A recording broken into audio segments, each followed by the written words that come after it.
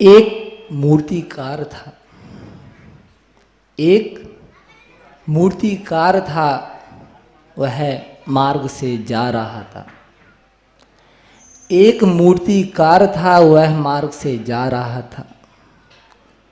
उसको एक पत्थर मिलता है, उसको एक पत्थर मिलता है। वह उस पत्थर को देखता है और उस पत्थर को उठा लेता है। कौन? मूर्तिकार उस पत्थर को उठा लेता है। वह पत्थर मटमैला था, गंदा था, घूरे पे डला था। जैसे ही वह मूर्तिकार उस पत्थर को उठाता है और जैसे ही लेकर चलता है, पत्थर बोलता है, तुम मुझे कहाँ ले जा रहे हो? पत्थर बोलता है, तुम मुझे कहाँ ले जा रहे हो? मूर्तिकार कहता है, मैं तुम्हें परमात्मा बनाने के लिए ले जा रहा हूँ। मैं तुम्हें परमात्मा बनाने के लिए ले जा रहा हूँ। पत्थर कुछ नहीं कहता, पत्थर कुछ नहीं कहता।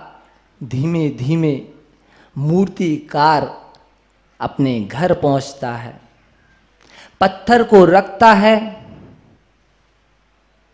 पत्थर फिर बोलता है, तुम मुझे यहाँ लेकर क्यों आए? तुम मुझे यहाँ लेकर क्यों आए? मूर्तिकार बोलता है, मैं तुम्हें परमात्मा बनाने के लिए आया हूँ। जैसे ही मूर्तिकार उस पत्थर पर छेनी हथौड़ा मारना प्रारंभ करता है, वह पत्थर रोने लगता है, चीखने लगता है, चिल्लाने लगता है, तुम मुझे क्या कर रहे हो? मूर्तिकार कहता है, मैं तुम्हें भगवान बनाने लाया हूं। मैं तुम्हें भगवान बनाने लाया हूं। वो कहता है, पत्थर बोलता है, मैं सहन नहीं कर पाऊंगा इस दर्द को। मैं सहन नहीं कर पाऊंगा इस दर्द को। मैं सहन नहीं कर पाऊंगा इस पीड़ा को। पत्थर मूर्तिकार कहता है, तू सहन करेगा तो परमात्मा बन जाएगा। तू सहन करेगा तो परमात्मा बन जाएगा। सहन कर। पत्थर फिर चुप हो जाता है। मूर्तिकार फिर छेनी हथौड़े से उस पत्थर को फिर से टाँकने लगता है। धीमे धीमे 1 वर्ष निकल जाता है, 2 वर्ष निकल जाते हैं। वह पत्थर परमात्मा का रूप ले लेता है। वह पत्थर परमात्मा का रूप ले लेता है। वह मूर्तिकार कोई और नहीं, वो आचार्य भगवान विशुद्ध सागर जी महाराज। वह पत्थर और कोई नहीं, वह पत्थर मैं हूं, जो भिंड की गलियों में घूरे पर डला था, जो मटमैले कसायों से सहित था। वह पत्थर और कोई नहीं, वह पत्थर मैं ही था। जिस पत्थर को आचार्य भगवान ने एक बालक से मुनि बना दिया, परमात्मा पद पर रख दिया, वह पत्थर मैं ही था। 9 कोटि मुनिराजों की संज्ञा में मुझे स्थापित कर दिया हुआ पत्थर मैं ही था। ऐसे मूर्तिकार मिले हैं। अब उस पत्थर की यही कामना है कि वह पत्थर प्रतिमा तो बन गया, अब वह पत्थर परमात्मा बने। और वह परमात्मा कैसे बनेगा? वह दिगंबर दीक्षा तो ले ली, वह दिगंबर दीक्षा क्या है? दिगंबर दीक्षा का अर्थ क्या है? दिगंबर दीक्षा का अर्थ है सद्ज्ञान दर्शन चारित्र्य की जहां मिलती सच्ची शिक्षा, उसका नाम है दिगंबर दीक्षा। सिद्धि प्रसिद्धि रिद्धि की जहां नहीं है इच्छा, उसका नाम है दिगंबर दीक्षा। अंबर आडंबर से रहित होने की है जहां इच्छा, उसका नाम है दिगंबर दीक्षा। आदि व्याधि के होने पर है जहां साम्य भाव की इच्छा, उसका नाम है दिगंबर दीक्षा। संसार शरीर भोगों से मुक्त होने की जहां है वांछा, उसका नाम है दिगंबर दीक्षा। जो छोड़ देता है विषय वासनाओं की इच्छा, उसका नाम है दिगंबर दीक्षा। जहां नहीं है बसन असन की किंचित भी इच्छा, जहां नहीं है बसन असन की किंचित भी इच्छा, उसका नाम है दिगंबर दीक्षा। आत्मा से परमात्मा बनने की मिलती जहां सच्ची शिक्षा, आत्मा से परमात्मा बनने की जहां मिलती सच्ची शिक्षा, उसका नाम है दिगंबर दीक्षा। जिनके मन में नहीं है जोड़ने तोड़ने की मनोवांछा, उसका नाम है दिगंबर दीक्षा। जो करते हैं निज में निज की समीक्षा, जो करते हैं निज में निज की समीक्षा, उसका नाम है दिगंबर दीक्षा। ऋजु पंखों से करते हैं जो जीवों की रक्षा, उसका नाम है दिगंबर दीक्षा। उपसर्ग परिचय में होती है जिनकी समता की परीक्षा, उसका नाम है दिगंबर दीक्षा। जिनकी मुक्ति बधु का नाम है मोक्षा, जिनकी मुक्ति बधु का नाम है मोक्षा, उसका नाम है दिगंबर दीक्षा। जब हो जाती है काम और कामनियों से उपेक्षा, जब हो जाती है काम और कामनियों से उपेक्षा, उसका नाम है दिगंबर दीक्षा। मान और सम्मान में सदा रखते हैं समता भाव की अपेक्षा, उसका नाम है दिगंबर दीक्षा। राग और वैराग की ओर बढ़ने की है जिनकी इच्छा, राग से वैराग की ओर बढ़ने की है जिनकी इच्छा, उसका नाम है दिगंबर दीक्षा। और हम सभी गुरु से यही प्रार्थना करेंगे, विशुद्ध भावों से हम सब करते हैं यही इच्छा, हम सबकी भी हो जैनेश्वरी दीक्षा। इसका नाम है दिगंबर दीक्षा, इसका नाम है दिगंबर दीक्षा। बंधु, किसी बालक ने मेरे से प्रश्न किया कि भगवान कि मुनिश्री, आज आप माँ के गुणगान करेंगे कि गुरु के? यदि मैं आपसे पूछूं कि इस दुनिया में सबसे बड़ा कौन है, तो आप क्या कहेंगे? माँ। वास्तविकता में माँ, जगत से यदि कोई भी किसी से भी पूछे तो वह यही कहेगा, इस दुनिया में यदि सबसे बड़ा कोई है तो वह माँ। क्योंकि माँ बेटे को 9 माह अपने गर्भ में रखती है, अपने पेट में रखती है। मगर मैं आपको बता दूं कि यदि माँ ने मुझे 9 माह अपने गर्भ में रखा, तो मेरे गुरु ने मुझे 9 देवता में रखा। यदि मेरी माँ ने मुझे 9 माह गर्भ में रखा, तो गुरुदेव ने मुझे 9 देवता की श्रेणी में रखा। इसलिए यदि इस दुनिया में सबसे बड़ा कोई है तो वह कौन? गुरु, जिसने मुझे यहां पर बिठाया। मैं आपको बता दूं पंडित जी, मैं एक बार गृहस्थ अवस्था में सतना से सागर की ओर जा रहा था ट्रेन में, तो मैंने क्या ऐसा दृश्य देखा कि मेरे साथ 2 व्यक्ति और चढ़े। एक ऐसा व्यक्ति जिसके पास बहुत सारा सामान था, बहुत सारे उसके पास बैग थे, बहुत सारा सामान लेकर वह व्यक्ति ट्रेन पर चढ़ा। क्षिप्रा एक्सप्रेस सागर की ओर जा रही थी, तो उस व्यक्ति अपना पूरा सामान लेकर जब ट्रेन में चढ़ा, और उसके साथ एक और व्यक्ति चढ़ा जिसके पास कुछ नहीं था, कुछ भी नहीं था। तन पर कपड़े भी थे, वो भी मटमैले थे, फटे थे, और एक थैला भी था जिसमें कुछ भी नहीं था। दोनों व्यक्ति मेरे आंखों के सामने बैठे थे और मैं उन दोनों व्यक्ति पर निगरानी रखा था, नजर रखे हुए था, उन्हें देख रहा था बहुत ध्यान से कि जिसके पास कुछ नहीं था वो निश्चिंत बैठा हुआ था और जिसके पास सब कुछ था वह उसके चेहरे में टेंशन दिख रहा था, चिंता की रेखाएं दिख रही थीं और पसीने से लथपथ था। मैं सोच रहा था कि जिसके पास कुछ नहीं है वो फ्री टेंशन बैठा, उसे कोई चिंता नहीं।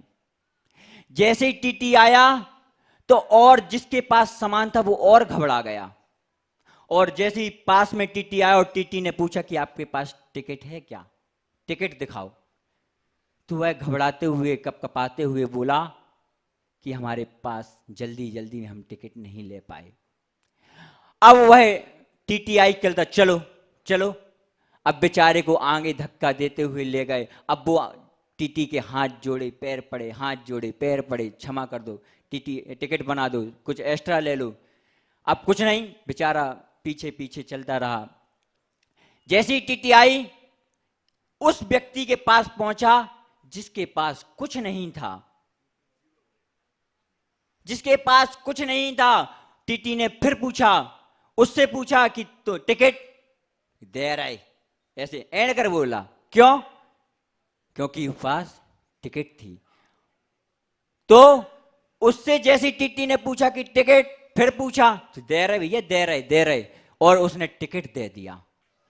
बंधुओं, ऐसे ही हमारे पास कुछ भी नहीं है, मात्र यदि हमारे पास है तो जो आचार्य भगवान ने 29 अगस्त को जिनेश्वरी दीक्षा में जो टिकट दी थी और जो आचार्य भगवान विशुद्ध सागर जी नाम की जो टिकट हमारे पास है, बंधु, उस टिकट के माध्यम से आज हमारे पास जीवन कोई भी टेंशन नहीं है। सबसे फ्री टेंशन में रहता हूं, संग में देखा होगा आपने, जिसे किसी भी प्रकार की टेंशन नहीं। बंधु, क्या कि एक दादाजी अपने पोते को समझा रहे थे और बता रहे थे कि बेटा, जब हम सफर करते थे तो टीटी हमसे टिकट नहीं मांगता था। क्या? पोते को समझा रहे हैं उसके दादा कि बेटा, जब हम सफर करते थे तो टीटी हमसे कभी टिकट नहीं मांगता था। तो पोता कहता है, दादाजी, वाह, आपकी बहुत ऊंची पहचान थी, आपका बहुत बड़ा नाम चलता था। तो दादाजी बोलते हैं, बेटा, हमारी पहचान नहीं थी, हमारी कोई ऊंचा उस संबंध नहीं था, मात्र जो हमारे नाम के पीछे जैन शब्द लगा है, वह जैन शब्द सुनकर के टीटी यही बोलता था कि सबसे ईमानदार श्रावक होगा, और वह टिकट नहीं मांगता था। ऐसे ही बंधु, जो हमारे नाम के पीछे और नाम के आगे आचार्य विशुद्ध सागर जी का नाम है, मैं आपसे प्रार्थना करता हूं और विनती करता हूं कि जो आपने हमें नाम दिया है और जो आपका नाम है, मेरे द्वारा विभावना हो या ना हो, सुन रहे आप, कि विभावना हो या ना हो, लेकिन गुरुजी इस मुद्रा से कभी अप्रभावना नहीं होने देंगे। भगवान, आप लोगों को लगता होगा कि ये लोग कैसे आनंद करते, क्या आनंद है यहां संग में, तो मैं आपको बता दूं कि आनंद ही आनंद है, आनंद ही आनंद है विशुद्ध निलय में, आनंद ही आनंद है विशुद्ध निलय में। कोई बाल बांका नहीं कर सकता इस प्रलय में, क्योंकि मेरे गुरु का मेरे सिर पर हाथ है।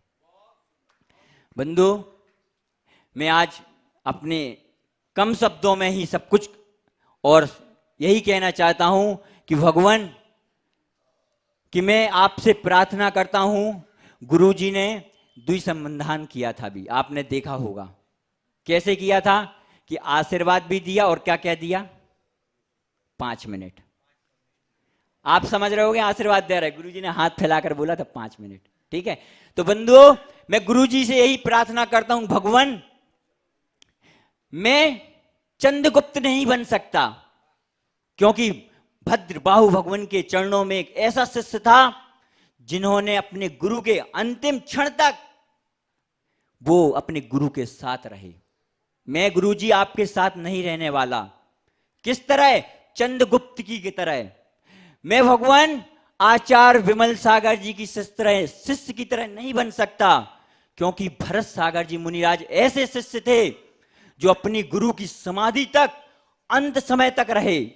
हे भगवान मैं महावीर कीर्ति आचार्य भगवान की तरह भी नहीं बन सकता, क्योंकि वो भी अपने गुरु के पाद मूल में कब तक रहे, जब तक आदि सागर जी आचार्य भगवान आदि सागर जी की समाधि नहीं होगी तब तक वो अपने गुरु के पाद मूल में रहे। बंधुओं मैं आचार्य भगवान से प्रार्थना करता हूं कि हे भगवान जब भी इतिहास देखा जाता है तो इन शिष्यों का नाम लिया जाता है कि ऐसे शिष्य थे जो अपने गुरु के पाद मूल में तब तक रहे जब तक गुरु की समाधि नहीं होगी। समाधि नहीं हो गई, लेकिन गुरुजी मैं इतिहास में अपना नाम लिखवाना चाहता हूं कि जब तक हमारी समाधि ना हो जाए तब तक हम आपके पाद मूल में रहें। बंधुओं यह हमारा दृश्य, यह हमारे ऐसे भाव थे, और मैंने सोच के भी रखा था कि जब तक हमारी समाधि ना हो जाए मैं गुरु के पाद मूल में ही रहूं। लेकिन मैं सोचता ही रह गया। मेरे साथ एक भाई मुनि श्री सदय सागर जी की भी दीक्षा हुई थी। मैं तो सोचता ही रह गया, लेकिन उन्होंने कर दिखाया कि आचार्य भगवान के पद चिन्हों में और अनुशासन में वो हमेशा उनके तत्पर रहते थे। जो सुबह 3 बजे से लेकर रात के 10 बजे तक आचार्य भगवान के पादमूल में रहा करते थे, उनकी वैयावृत्ति, उनका ध्यान वो हमेशा रखते थे। पूरा संघ बता सकता है कि जो वो सेवा करते थे आज वह सेवा कोई संघ में नहीं कर सकता। पूछ लीजिए आप किसी भी मुनिराज से, वो हमारे ही संघ में और साथ में ही दीक्षा हुई थी। पूज्य मुनि श्री सदय सागर जी महाराज, उन्होंने वो कर दिखाया जो हम सोचते थे। उन्हें वही किया कि उन्होंने अंतिम क्षण, जब तक अंतिम श्वास थी, उन्होंने गुरु जी के मुखारविंद से नमोकार मंत्र सुना। वो जहां भी होंगे मैं उनको आज भी दिल से हृदय से याद करता हूं, और भगवान मैं प्रार्थना करता हूं कि मेरी भी ऐसी समाधि हो कि आप साक्षात अपने मुखारविंद से मुझे नमोकार मंत्र सुनाएं। मेरी इस प्रार्थना को आप स्वीकार करें। मुझे आपने अर्पित से सर्वार्थ बनाया। बंधुओं ऐसे भगवान जिन्होंने अर्पित से मुझे सर्वार्थ बनाया, मैं आप सभी को बताना चाहता हूं कि जो अर्पित कर देते, जो गुरु चरणों में अर्पित कर देते, जो गुरु चरणों में उनका नाम लिखा जाता स्वर्ण अक्षरों में। बंधुओं जो वास्तविकता में गुरु चरणों में समर्पित कर देते हैं उनका नाम इतिहास के पन्नों में लिखा जाता है। मुझे एक और स्मरण याद आता है, वह दृश्य याद आ रहा है कि जब मदनपुर की ओर विहार हो रहा था, भगवान आपको भी याद होगा कि जब मदनपुर की ओर विहार हो रहा था पंचाणक के लिए, तो आचार्य भगवान शाम के समय शुद्धि में, जब सोच शुद्धि के लिए जब आचार्य भगवान गए तो वहां पर एक श्रावक दिखा, और वह श्रावक लकड़ी बीन रहा था। लेकिन आचार्य भगवान ने उस श्रावक से पूछा, क्या हम शुद्धि के लिए यहाँ जा सकते? उस श्रावक ने कहा, बहुत ध्यान से सुनने वाली बात है ये आपके लिए, और बड़ा आश्चर्य लगा क्योंकि ये बात शायद किसी को मालूम हो। उस श्रावक ने कहा, आप जा सकते हो, वहां पर किसी भी प्रकार की इतनी लकड़ी नहीं थी कि वो इकट्ठा कर सके। आचार्य भगवान शुद्धि के लिए गए और वह श्रावक लकड़ी बीनते बीनते आचार्य जी को 5 मिनट में जैसे ही वापस आए तो वह श्रावक कहता है, बाबा जी यह गट्ठा हमारे सिर पर रख दो। सबसे पहले आचार्य भगवान आश्चर्य इस बात को देखकर हुए कि जब मैं यहां से जा रहा था यहां पर इतनी पर्याप्त लकड़ी नहीं डरी थी कि वो लकड़ी इकट्ठी करके गट्ठा बना सके। बंधुओं, जैसे आचार्य भगवान से उस श्रावक ने, उस व्यक्ति ने कहा कि यह गट्ठा मेरे सिर पे रख दो, आचार्य भगवान ने किसी अपने शिष्य को नहीं बुलाया। आचार्य भगवान ने उस गट्ठे पे हाथ ही रखा और उसके सिर पर जैसे रखा, और आचार्य भगवान मुस्कुराते मुस्कुराते बाहर निकल रहे थे। तो हम लोगों ने पूछा, आचार्य भगवान क्या हो गया? तो आचार्य भगवान बोले कि हम दुनिया को उठाते हैं, मतलब धर्म के मार्ग में लगाते हैं। आज यह श्रावक, अंदर एक श्रावक है, उसने लकड़ी का गट्ठा उठवाया। जैसे हम देखने गए तो वहां कोई भी श्रावक नहीं था। मुझे पता चल गया कि वास्तविकता ने, किसी देव ने परीक्षा ली होगी कि ये सरल सहज है कि नहीं, और उस परीक्षा में आचार्य भगवान पास हुए। और मैंने सोच लिया था कि जब ऐसा संत जब लकड़ी का गट्ठा किसी श्रावक के लगा सकता है तो वह हमें जरूर इस संसार सागर से उठा करके मोक्षशिला में बिठा सकता है। बंधु, अंतिम तीर्थेश और दमाइन स्वामी के शासन में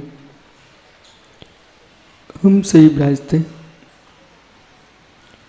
तीर्थंकर जिनेन्द्र की पीयूष देशना जिनेन्द्र भाड़ी मनीषियों जगत कल्याणी ये सर्वज्ञ शासन नमस्तु शासन जयवंतो वितरा सुबर्ण संस्कृति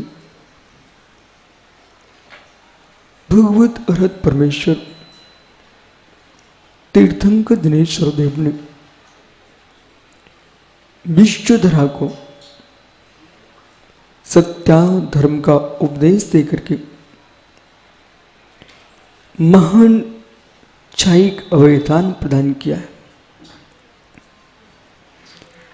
बिना हाथ में कुछ दिए और जगत को सब कुछ दे दिया हो, ये अरहंत देशना है। बिना कुछ हाथ में दिए सब कुछ दे दिया है, यानी ये अरहंत देशना है, जहां दम्भ से भरा प्राणी हर व्यक्ति यूं कहता मैं सत्य हूं, मैं सत्य हूं। जब सत्य का दम्भ दे रहा था तो हृदय सत्य कहां था?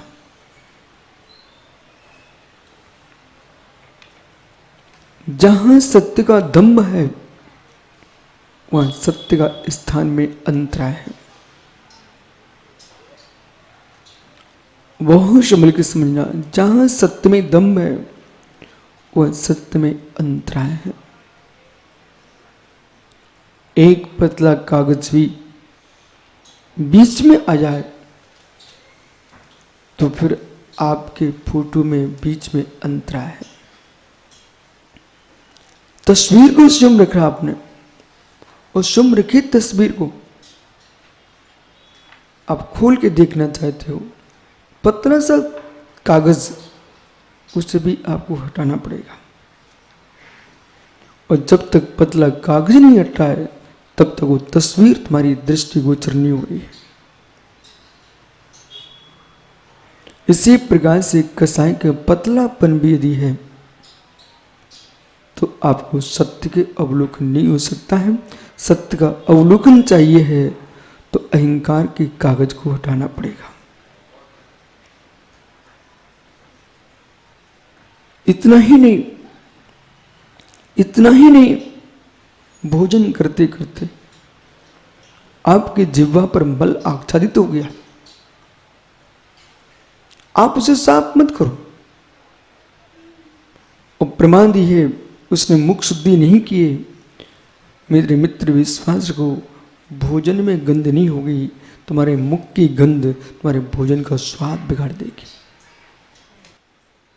बहुत सारे लोगों के मुख में इतनी दुर्गंध होती है, वे अपने जीवन में कभी सुगंधित भोजन ही नहीं कर पाए।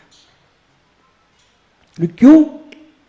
हर समय उनकी शिकायत घर में रहती, बोले भोजन कितना गंदा है, भोजन कितना गंदा है। यानी भोजन गंदा नहीं है, तुम्हारे मुख में गंध है। ऐसे ही प्रभु और जिनेंद्र की देशरा में कोई कचरा नहीं है। जिसकी बुद्धि में अहंकार का कचरा है, उसे भगवान की वाणी भी समझ में नहीं आती।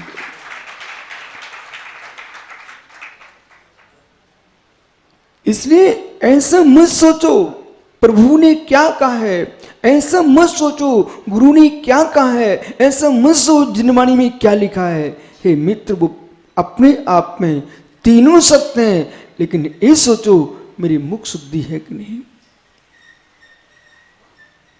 मुख शुद्धि चाहिए है, मुख शुद्धि चाहिए है। और मुख की शुद्धि तो मेरे मित्र तुम मंजन से कर लोगे, पर चित्त की शुद्धि चाहिए है, वो ज्ञान अंजन से ही होगी। मुख की शुद्धि, आप कोई भी मंजन बहुत बाजार में बिच रहे हैं और सच्चा श्रावक अपने घर में ही शुद्ध मंजन बना लेता है। यानी मंजन तुम घर से बना सकते हो, बाजार से ला सकते हो, ये सारी क्रिया कर लेते हो, लेकिन ज्ञानांजन के बिना चित्त की शुद्धि संभव नहीं है। चित्त की शुद्धि चाहिए है तो मित्र आज से ही विचार करना पड़ेगा कि मैं सही हूं, मैं सही हूं, जीवन में मैं सही हूं। इस बात की पुष्टि वे ही करते हैं जिनके जीवन में कहीं सही नहीं है।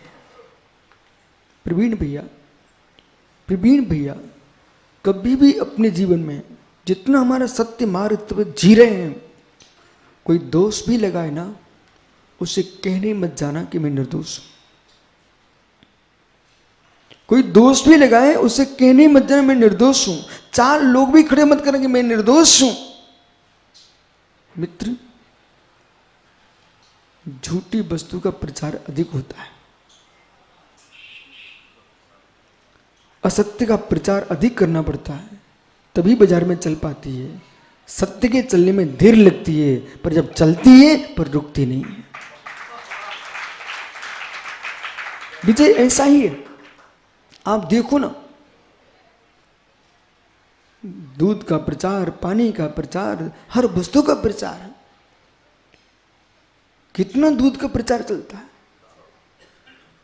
बहुत प्रचार चलता है। लेकिन विजय जो आपके घर की गाय का दूध है, उसका प्रचार नहीं है। शुद्ध दूध है, प्रचार नहीं है। पर प्रचार का दूध जो पी रहे हैं, वे एक दिन विजय तेरे घर की गाय का दूध पी लें, वे प्रचार के दूध की ओर देखने नहीं जाएंगे। ऐसे जो ज्ञानी प्रचार के महात्मा है, जो ज्ञानी प्रचार के नेता है, प्रचार के अभिनेता है, उनका जीवन अलग है। और जो आचार का नेता है, आचार का साधक है, उसका जीवन अलग है। प्रचार का जीवन टीवी तक आनंद आता है, पास में आने पर नहीं आता। बहुत सारे लोगों से सुब्र साकर मिलना मत, जिनके बहुत प्रचार चल रहा है। बोले क्यों? कम से कम उनके प्रति तुम्हारी श्रद्धा बनी रहेगी। बहुत सारे लोगों से मिलना मत जिनका बहुत प्रचार है, कम से कम तुम्हारी आस्था बनी रहेगी। और मिल लिया ना तो मेरे मित्र तुम कहोगे इससे तो अच्छा मेरा सामान्य श्रावक है। जब सामान्य श्रावक पर्यूषण परवा रहा है, बाजार की सामग्री नहीं खाएगा। सच्चा श्रावक होगा, कम से कम 10 दिन तक तो इस जिह्वा पर ताला डाल देना, बाजार का सामान मत खाना। कम से कम 10 दिन तक माताओं इस जिह्वा पर ताला डाल देना, अशुद्ध खाना भी नहीं खाना, अशुद्ध बोलना भी नहीं। 10 दिन तक ऐसा काम कर लेना, ऐसा काम कर लेना। जो बड़े बड़े राजे महाराजे हुए हैं वो अष्टांगा में, परुषण में अभयदान की घोषणा करा देते थे। तो ज्ञानी विजय, आप तो पूरे छत्तीसगढ़ में समाज से बोल दो कि अपने परिवार में तुम अभय की घोषणा कर दो। अपनी देवी से कहना, देवी मैं तुझे अभयदान देता हूँ पर तू मुझे अभयदान दे दे। 10 दिन तक ऐसा शब्द मत बोल देना जिससे मेरे पूरे परुषण मटमैली हो जाए। एक बाल्टी आप हरियाणा की गाय का दूध भर के लाए विजय, और ला करके आपने रखा, और मालूम क्या हुआ? एक व्यक्ति गया, मात्र उसने एक सलाका ली, सिलाई जानते ना कब सूटर बुनने की, एक सलाका ली और उसने एक पुरुष के मल में उसको घुसेड़ दिया और निकाल करके, और कुछ नहीं किया उसने, वो बाल्टी में ऐसे घुमा के अलग रख दिए, कुछ भी नहीं किया उसने। अब आप खीर बनवाएंगे ना? क्यों? मरोड़ा खीर बनेगी ना। क्या हो गया? आपकी कि पेट के अंदर का उसमें मिलाया है, कोई बाहर का मिलाया है? आपके पेट के अंदर का तो उसने घुमा करके सला का घुमाई ना, बाहर से थोड़ी घुमाई है। खीर बनेगी ना।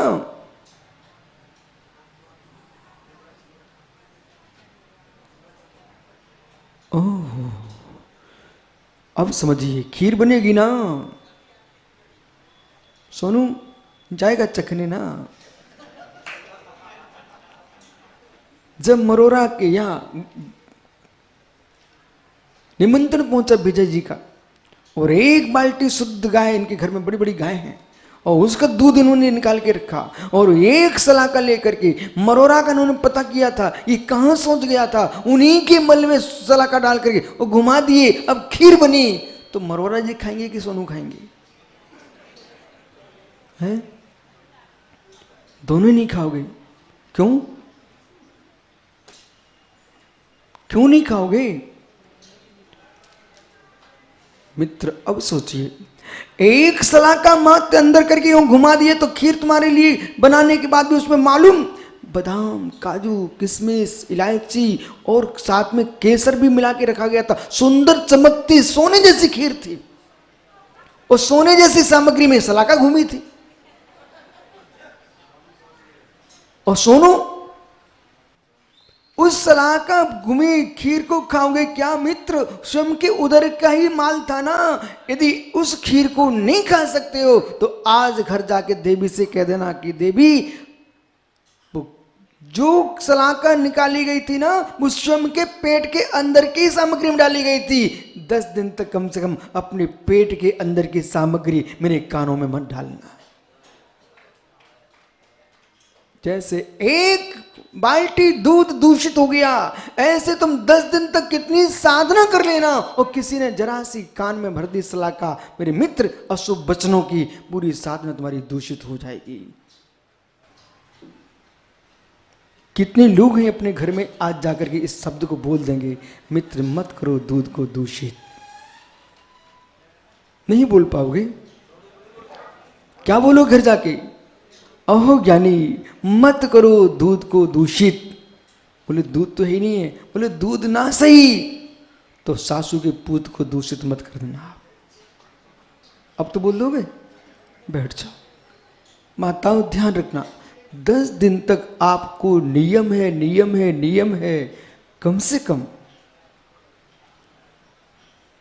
जब से घर में आए हो तब से विचारों को खूब तुमने डांट के रखा है। 10 दिन तक इतने शांति से रखना कि कम से कम 10 दिन के भीतर यदि वैराग हो गया तो फिर तुम रोकना भी मत।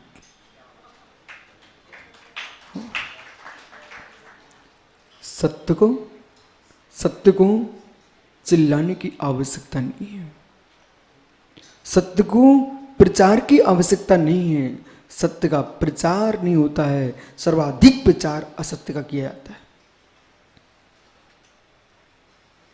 सत्य को लोग खोज लेते हैं, सत्य को लोग खोज लेते हैं। सूर्य की भांति दिखाई देता गगन में, उसका नाम सत्य होता है।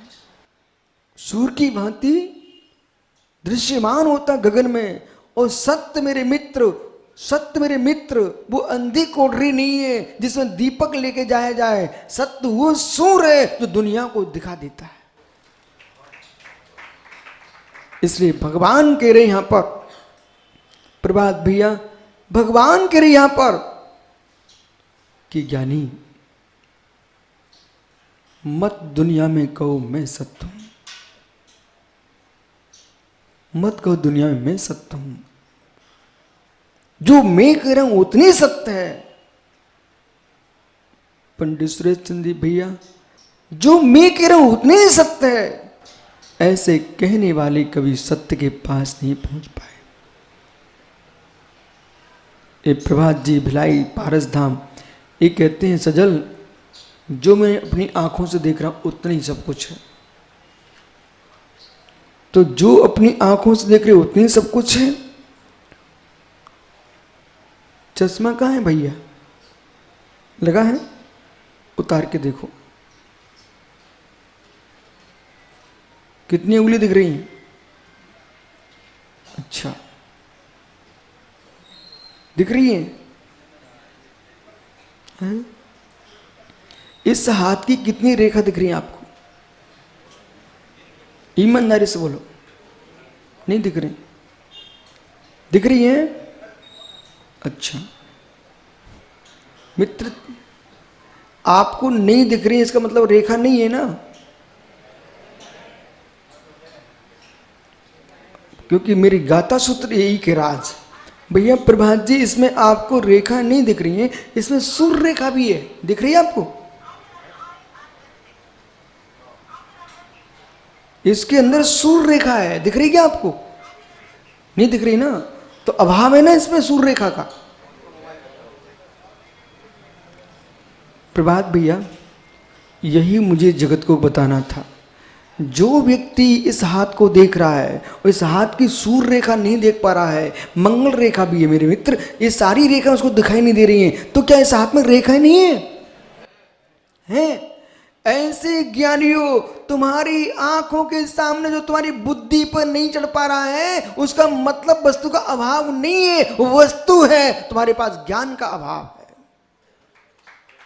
इसलिए अपने ज्ञान से, अपनी आंखों से वस्तु का निर्णय करने की चेष्टा मत करो। अब मान लो कोई सर्वज्ञ नाम का कोई महापुरुष अवश्य, उसने सारे जगत को जाना है, सारे जगत को देखा है, और मेरे मित्र प्रत्यक्ष जाना, प्रत्यक्ष देखा है। इसलिए आपको आगम इसलिए प्रमाण मानना चाहिए, वो आंखों से देखने वाले का ज्ञान नहीं है। आगम इसलिए हम मानते हैं, ये आंखों से देखने वाले का ज्ञान नहीं है, ये केवल ज्ञान से जानने वाले का ज्ञान है।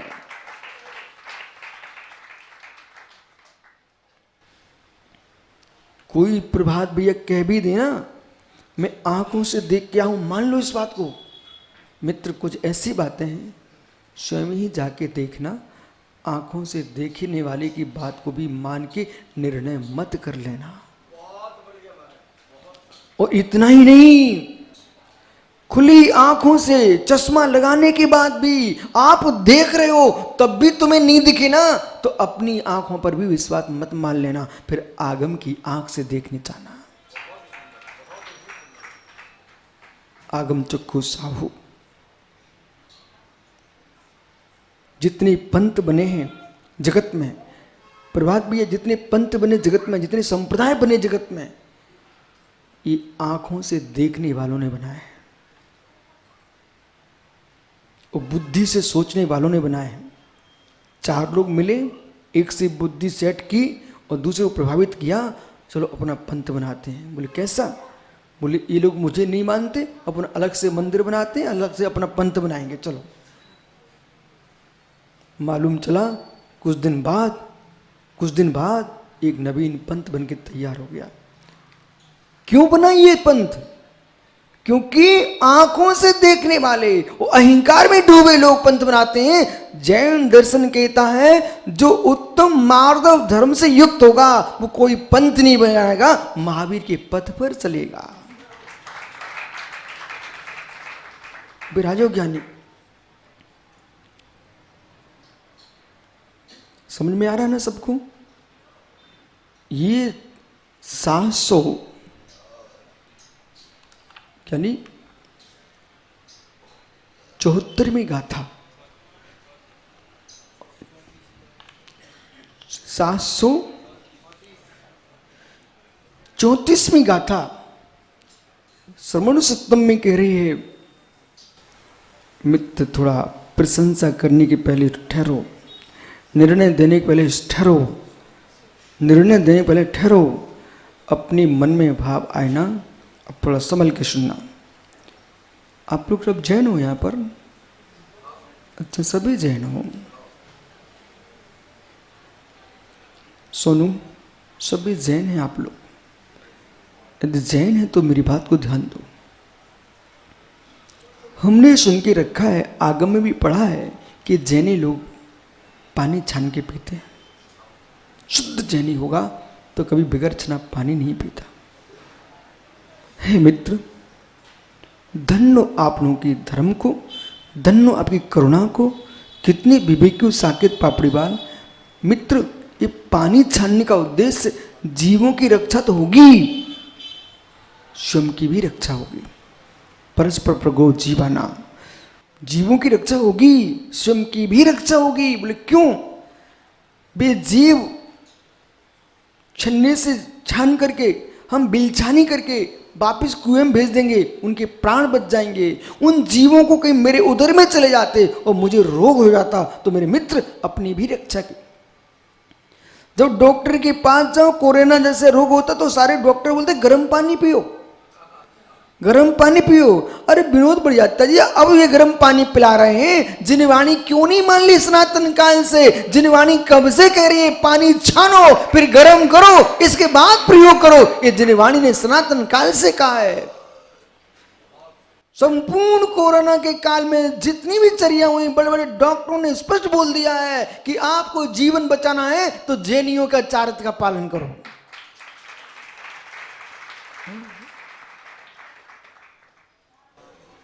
जिनागम कहता किसी के कपड़े नहीं पहनना चाहिए।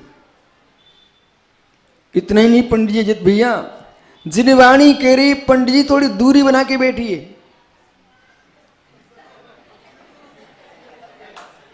जिनवाणी कह रही है थोड़ी दूरी बना के बैठिए। बोले कैसे? आपने तत्वासूत्र के 7वें अध्याय में पढ़ा होगा मित्र। 7वें अध्याय में अभी नहीं पढ़ा हो तो अभी 10 दिन पढ़ लेना। और जितनी युवा हैं रायपुर के और देश के, उन सारे के सारे युवाओं से कहना विनोद भैया सारे काम छोड़ देना, पर तत्वासूत्र का वाचन मत छोड़ना, बिल्कुल नहीं छोड़ना। कारण ये है ना कि कुछ विषय ज्ञान से नहीं पा सकते अपन। सुनो ध्यान से, कुछ विषय अभिषेक ज्ञान से नहीं पा सकते हो, श्रद्धा से पाते। उदाहरण दूं, विनोद भैया, अच्छा बिराजो आप तो। विनोद भैया, एक अंदर का विषय में बताऊं,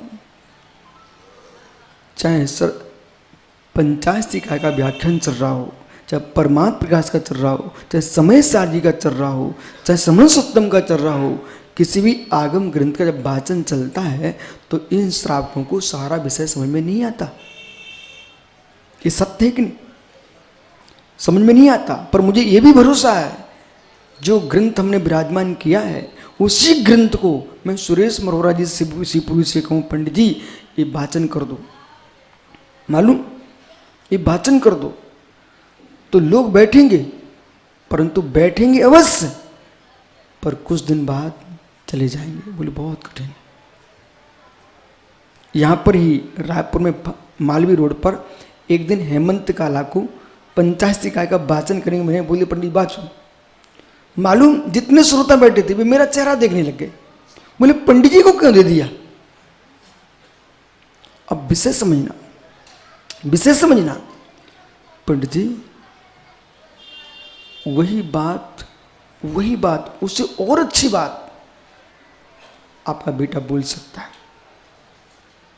उस बात को प्रधानमंत्री जानते ही ना हो, वो आपके बेटे ने, अभी ये बागलीवाल का लड़का था, कलकत्ता से आया, वो कह रहा था महाराज जी जितने पश्चिम बंगाल के नेता भाषण करते हैं ना, उसका भाषण बना के मैं देता, लेकिन वो जो बना के दे रहा है वो बोलने खड़ा हो जाए ना, कोई कीमत नहीं।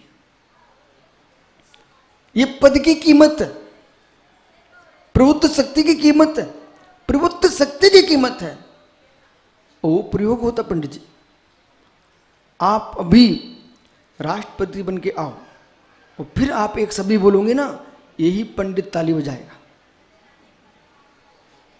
और ऐसे हाथ जोड़े जोड़े घूमेगा, श्रीमान जी श्रीमान जी श्रीमान जी। मित्र तब लगता है इंसान बड़ा है, इंसान बड़ा है कि उसका यश बड़ा है, इंसान बड़ा है कि यश बड़ा है। पंडित जी इंसान बड़ा समझदार न होता तो यश आया कहां से? यश जो है वो कर्म की प्रगति है। इंसान को बुद्धिजीवी होना चाहिए। जैसे पंडित विश्वास मानो आप जलेबी बनाइए, वो अरविंद पहाड़े को खिलाना, वो अपनी देवी से बनवाना, वो भी खिलाना। जिसकी चाशनी बढ़िया होगी अरविंद उसकी प्रशंसा करेगा, भले तुम्हारी पत्नी क्यों ना हो, पूछ लो। जिसकी चाशनी बढ़िया हो, पंडित मनोहरा जी लोग रसगुल्ला बनाते हैं। अब रसगुल्ला नाम से तो बोले महाराज जी रसगुल्ला रसगुल्ला, वो ठीक है। अब मालूम चला कि विजय लेके आ गया, इधर पांड्य लेके आ गया। अब दोनों ने रसगुल्ले दिए महाराज को और देख रहे कि किसका रसगुल्ला ये अच्छे से ले रहे हैं। बेटा ये मत देखो, बोले हमारा भी तो रसगुल्ला है। अरे रसगुल्ला नाम तुम दोनों के एक से है, परंतु दोनों के स्वाद एक से नहीं है। एक में मालूम कड़क तो ठीक है, मावा की जगह आटा भरा हुआ है, और दूसरे में मेरे मित्र मावा भरा हुआ है, पर नाम क्या केवल बेटा रसगुल्ला। तो बाजार में वो ज्ञानी समझो, बाजार में, देश में, राष्ट्र में, समाज में, विश्व में नाम के नाम पर एक बात खरीदी होती है। नाम के नाम पर पंडित साहब एक बात खरीदी होती है, स्वाद के नाम पर बार बार खरीदी होती है। इसलिए ज्ञानियों एक बार तुम नाम से चल जाओगे, अजित जोशी विश्व राष्ट्रीय विश्व का स्तर का जोशी है, ये नाम से एक बार लोग पेपर पढ़ के देख लेंगे कि जोशी नाम का है, परंतु यदि काम नहीं बनाना तो दोबारा कोई नहीं आएगा। और यदि नाम नहीं भी हुआ वो किसी का काम हो गया, पंडित विश्वास मानो ऐसे भी आज भारत में लोग हैं जो जंगलों में बैठे हुए हैं। और जंगलों में सुब्रत सागर जी आप भी एक दिन एक जगह गए थे, जंगलों में आप भी एक दिन गए थे मित्र। वो जंगल में बैठा आदमी वो इतना सुंदर काम कर रहा है, इतना सुंदर काम कर रहा है कि लोगों को लाखों की भीड़ जंगल में लग रही है, क्योंकि प्रचार नहीं कर रहा था, वस्तु के स्वभाव वास्तविक दे रहा था। एक आदमी जंगल में बैठा, वो पत्ती देता, औषधि, वो औषधि देता है, वो जंगल में बैठा हुआ है। वो जंगल में बड़ी बड़ी सिटियों के, बम्बई दिल्ली तो छोड़िए, विदेश के लोग आ रहे हैं मात्र एक पत्ती लेने के लिए। अब सोचो आप, इसलिए मेरा विचार सुनो आप। मनोरथ जी कभी स्वप्न में आंख में आंसू मत डालना कि मेरे सामने के बच्चे आज टीवियों पे आ रहे हैं, मेरे सामने के बच्चे आज छाए हुए हैं। मित्र यदि आपने आंसू गिरा दिया तो आप सत्य से दूर हो। जब ये बच्चे फेल होंगे तब आपसे ही समझने आएंगी ये विषय कैसा है, तब आपको समझ में आना चाहिए कि श्रेष्ठ क्या है।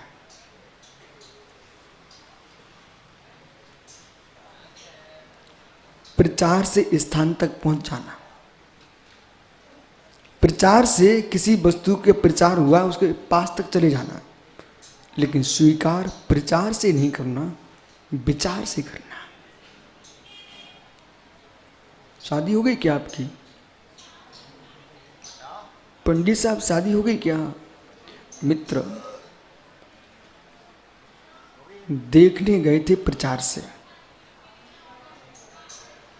देखने गए थे आप प्रचार से, पर शादी हुई विचार से।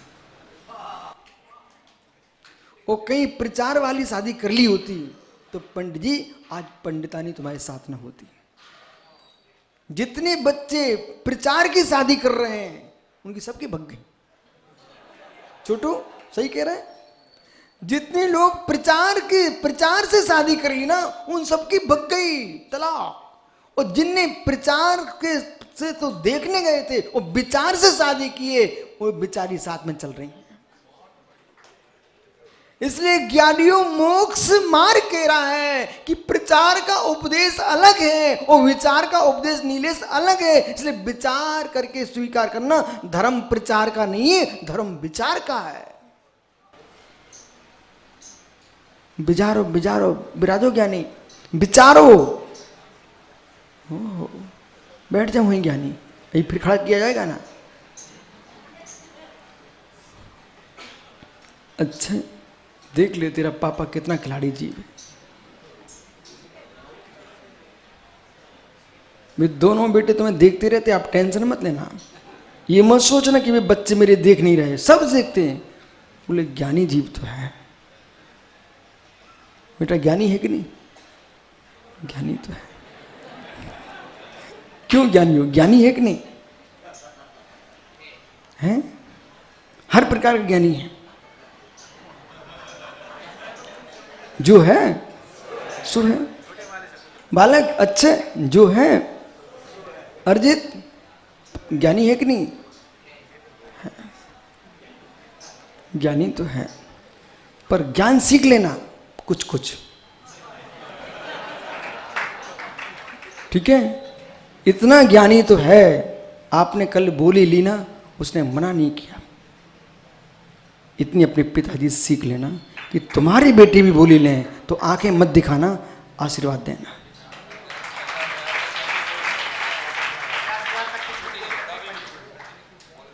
ओहो ज्ञानी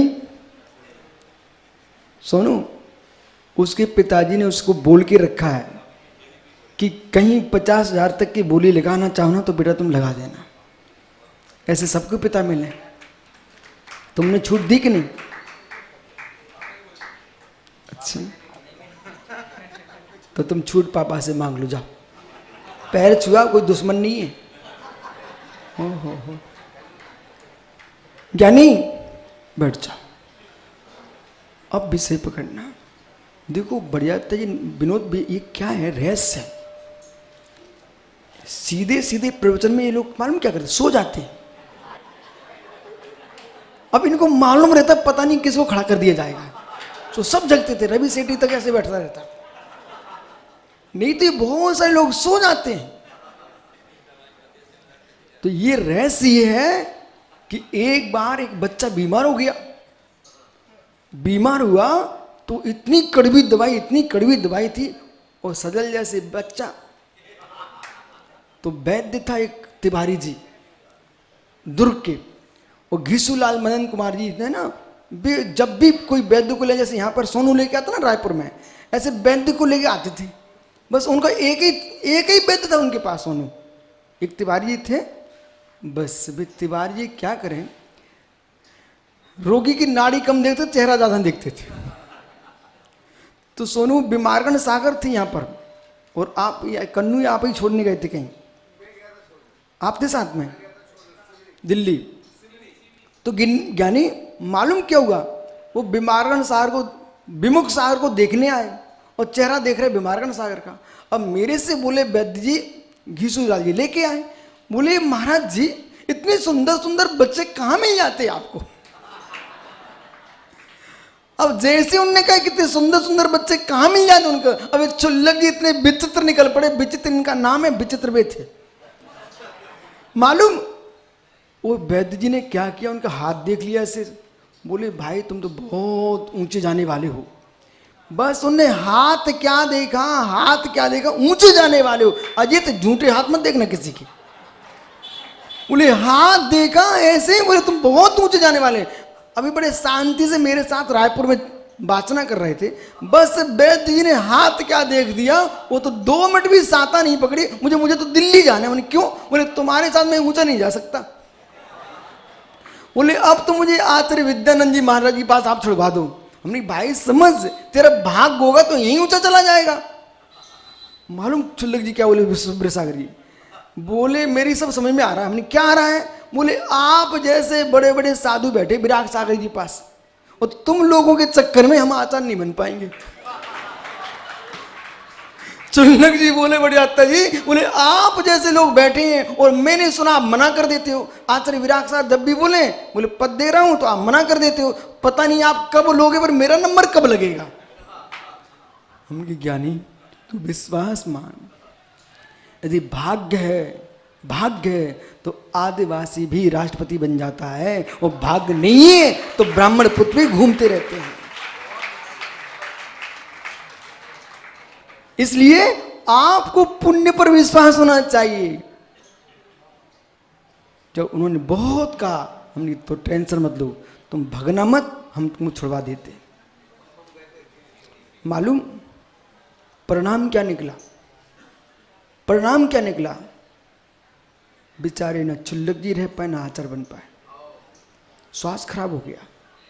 इसलिए जीवन में ध्यान रखो, वृद्धों की बड़ों की बात मानना सीख लो, यदि बड़े होना चाहते हो तो। अपनी डायरी पर नोट कर लेना, बजाता जी ये डायरी पर घर में लिख के टंगवा देना, और वहां लिख के रखना जहां तुम्हारी सबसे कीमती वस्तु रखी हो।